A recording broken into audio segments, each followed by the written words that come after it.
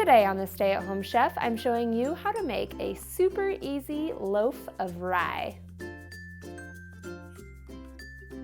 Rye bread is one of my favorite breads. There's nothing like having a toasted piece of rye lathered in butter.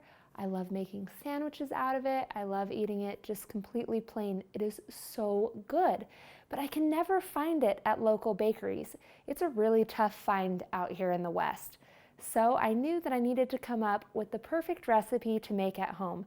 And this recipe is super easy to make.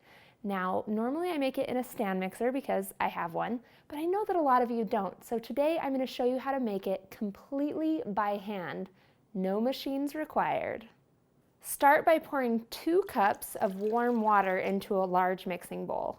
Now you don't want it to be hot, you want it to be warm like a baby's bath water. Just enough heat to activate the yeast. Speaking of, we're going to add in 1.5 tablespoons of instant dry yeast. I always prefer instant because there's no need to proof it. Then we're going to also add in 1.5 tablespoons of salt. Now, definitely don't skip this next ingredient because this is what gives rye bread its fantastic, unforgettable flavor. And it is 1.5 tablespoons of caraway. Huge fan of caraway right here. Next, it wouldn't be rye bread without rye flour. So we're going to add in 1.5 cups of rye flour. And since we're doing this by hand, I'm going to give this a quick stir to combine it. If I were using a stand mixer, I'd just toss everything in and let it mix. But since I'm doing this by hand today, I add in my flours a little more slowly so that it's easier to work with. I'm going to add in all-purpose flour about 1/2 cup at a time and slowly work it in until I have a nice dough ball, which will take somewhere around 3 cups of flour.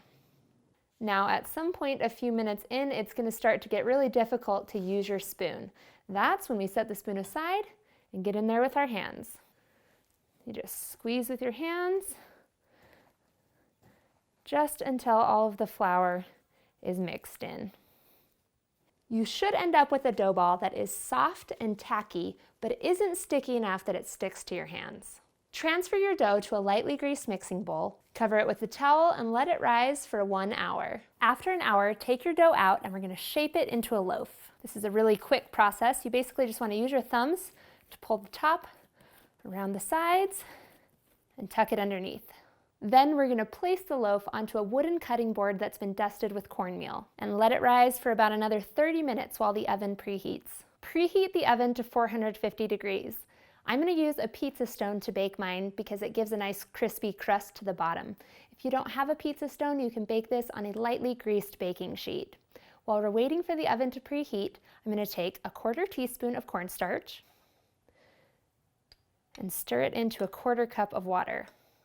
It'll be all milky and white, but I'm going to pop this into the microwave for about 45 seconds and it'll magically turn clear. Then we're going to brush this cornstarch wash right over the top of our loaf. Now the cornstarch wash is optional, but it gives the crust a really beautiful shine. Next, I'm going to take a sharp knife and score the loaf. And that's it, we're ready to bake. And I have a great tip to share with you on how to get that bakery style crust at home.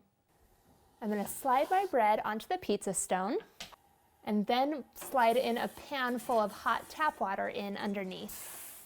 You've basically just created a steam oven, which is what they use in bakeries. Now let your loaf bake for about 30 minutes until the crust is golden brown.